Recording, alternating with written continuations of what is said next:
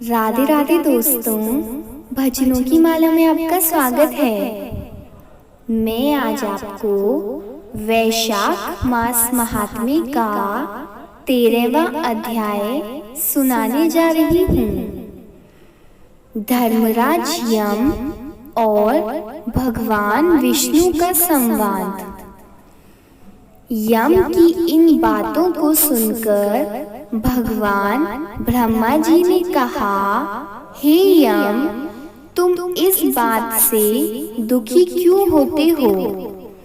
जो भी प्राणी सद्गुणों के प्रति ईर्ष्यालु होता है, उसको मृत्यु जैसी पीड़ा भोगनी पड़ती है। भगवान श्री हरि के नाम का उच्चारण करने मात्र ही से प्राणी को सदागति प्राप्त होती है। जिस राजा ने भगवान विष्णु के चरण कमलों का आश्रय लिया है, वह वास्तव में प्रशंसा का पात्र है। उसने वास्तव में अपनी प्रजा के हित में श्रेष्ठ कार्य किया है। तब क्यों न उसकी प्रजा का प्रत्येक जीव भगवान विष्णु के दिव्य लोक को प्राप्त करे। जिनकी जीभा के अग्रभाग पर ही हरि का नाम उच्चारण रहता है, जो मन, वचन और कर्म से भगवान विष्णु की भक्ति में लीन रहते हैं, जो उनका जप करते हुए उनकी महिमा का बखान करते हैं, वे निश्चय ही समस्त पापों से मुक्त हो जाते हैं। उनको अश्वमेध यज्ञों का पुण्य फल प्राप्त होता है। वे निश्चय ही भगवान को प्रसन्न करके उनका सानिध्य प्राप्त करते हैं। जो यज्ञ करते हैं, जो कुरुक्षेत्र अथवा सरस्वती जैसे पुण्य क्षेत्र में स्नान करते हैं, उनको भी कुछ समय बाद पुनः जन्म धारण करना होता है। परंतु जो प्राणी वैशाख मास का विधि पूर्वक सेवन करता है, उससे भगवान विष्णु सदैव प्रसन्न रहते हैं और वे उस प्राणी की सदैव सहायता करते हैं। हे धर्मराज, राजा कीर्तिमान का प्रभाव मेरे हाथ में नहीं है, क्योंकि वे भगवान विष्णु का भक्त है और विष्णु भक्त का अनिष्ट कर सकने की क्षमता किसी में नहीं है। भगवान उसे अभय करते हैं।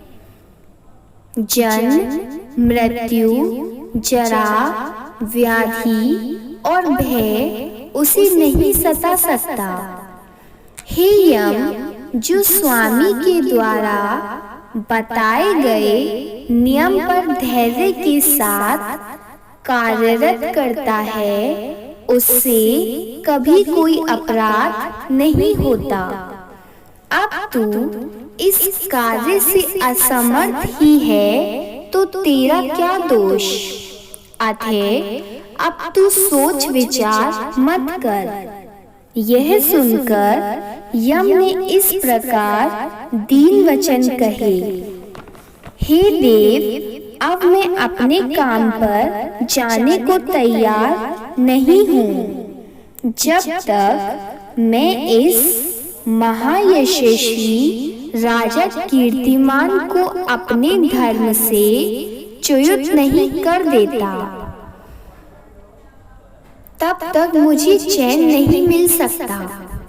हे प्रभु, आप इस कार्य में मेरी सहायता कीजिए। इस कार्य को पूरा किए बिना मुझे अपने राज्य में लौटना अच्छा नहीं लग रहा है। यम की बात को सुनकर भगवान ब्रह्मा जी ने कहा, हे यम, तुम्हें इस विष्णु भक्त राजा से द्वेष करने उचित नहीं है। तुम उनका तनिक भी अनिष्ट करने में समर्थ नहीं हो सकोगे। अब तुम मेरे साथ भगवान विष्णु के पास क्षीर सागर में चलो। वे ही इस समस्या को उचित रीति से हल करने में समर्थ हैं। ऐसा कहकर ब्रह्मा जी यम को साथ लेकर भगवान विष्णु के पास क्षीर सागर में गए। जब उन्होंने सांख्य योग के द्वारा भगवान विष्णु की स्तुति की, तब भगवान प्रसन्न होकर प्रकट हुए। चतुरानन ब्रह्मा और यम ने भी भगवान को प्रणाम किया। भगवान विष्णु द्वारा प्रश्न किए जाने पर ब्रह्मा जी बोले, हे देवाधिदेव, राजा कीर्तिमान के शासन में पृथ्वी की समस्त प्रजा वैशाख धर्म का पालन करने के कारण आपके दिव्य विष्णु लोक को प्राप्त हो रही है। इस कारण यमराज की पूरी शून्य हो गई है। अपनी पूरी को इस दुर्दशा से शुभक्त होकर यमराज उस राजा से युद्ध करने के लिए भी गया था। इसने उसे मारने के लिए अपना दंड भी उठाया था। उस समय आपके चक्र ने राजा की रक्षा की और यम को परास्त कर दिया। तब यह दुखी होकर लौट आया।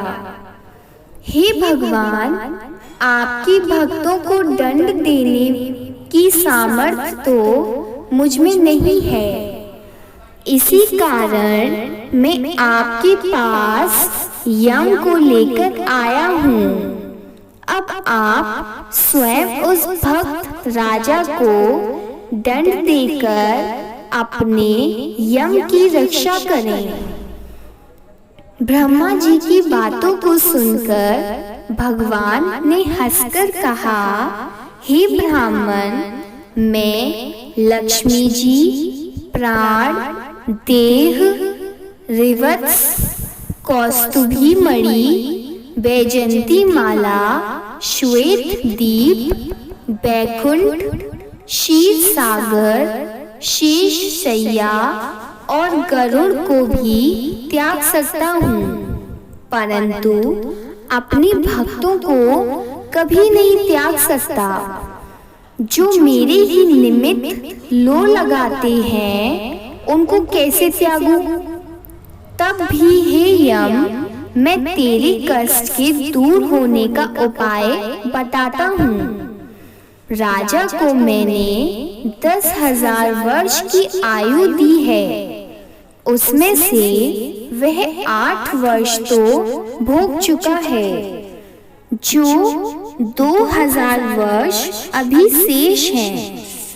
इस आयु को भोग कर वह मेरे समीप आ जाएगा। उसके बाद वेन नामक एक राजा होगा। वह महान दुराचारी और पापात्मा होगा और उसके कारण समस्त धर्म का लोप हो जाएगा। तभी वैशाख धर्म भी नष्ट हो जाएगा और वह पापी राजा वेन अपने ही पापों से भस्म हो जाएगा। उसके बाद मैं पृथु रूप में पुनः अवतीर्ण होकर धर्म की स्थापना करूंगा। हे यम, तू सोच मत, तेरे कार्य की सिद्धि हो जाएगी। वैशाख मास में होने वाले धर्म में तुझे भी भाग मिलेगा। राजा भी तुझे भाग देगा। तू इस चिंता संताप को त्याग कर पराक्रम करने के योग बन। पृथ्वी के जो प्राणी तेरे निमित्त स्नान, अर्घ, जल, कुंभ, दही, अन्न आदि का दान नहीं करेंगे, उनके वैशाख मास में किए हुए कर्म निष्फल हो जाएंगे। राजा भी निश्चय ही तुझे तेरा भाग देगा। तू उसके ऊपर क्रोध मत कर। जो प्राणी तेरा भाग देकर वैशाख धर्म का पालन करे, उनके कार्य में तू कोई विघ्न मत डालना, और जो ऐसा ना करे उनको तू निश्चय ही दंड देना। उस राजा से तेरा भाग्य दिलाने के लिए मैं अभी सुनंद को उसके पास भेजता हूँ। यह कहकर भगवान ने सुनंद को राजा के पास भेज दिया। सुनंद राजा को समझाकर वापस लौट आया तथा यम के सामने ही उसने श्री भगवान को राजा की स्वीकृति भी बता दी। तत्पश्चात भगवान यम को समझाकर अंतर्ध्यान हो गए। ब्रह्मा जी भी यम को समझा बुझाकर अपने लोक को चले गए। यम भी प्रसन्न होकर अपनी पुरी को लौट गया। सुनंद के समझाने पर राजा ने अपने राज्य में यह घोषणा करा दी कि सभी प्राणियों को यम के निमित्त स्नान, अर्घ आदि देने के बाद ही वैशाख धर्मों का पालन करना चाहिए। यदि कोई ऐसा नहीं करेगा तो स्वयं यमराज उसे दंड देंगे।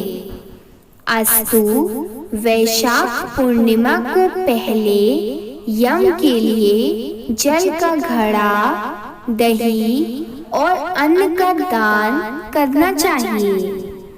उसके बाद ही पितरों के लिए, फिर गुरु के लिए और अंत में भगवान मधुसूदन के निमित्त उनकी प्रतिमा की पूजा करके किसी धर्मपरायण ब्राह्मण को शीतल जल, दही, अन्न, तांबुल, दक्षिणा और फल आदि कांसे के पात्र में रखकर समर्पित करनी चाहिए।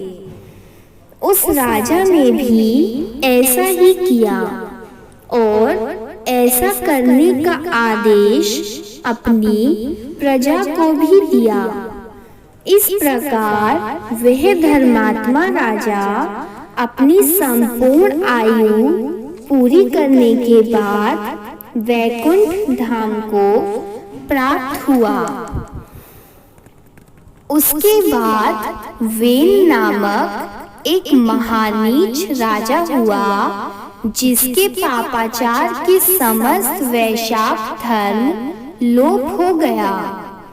तभी से इस वैशाख धर्म के विषय में विरले विष्णु भक्त ही जानते हैं।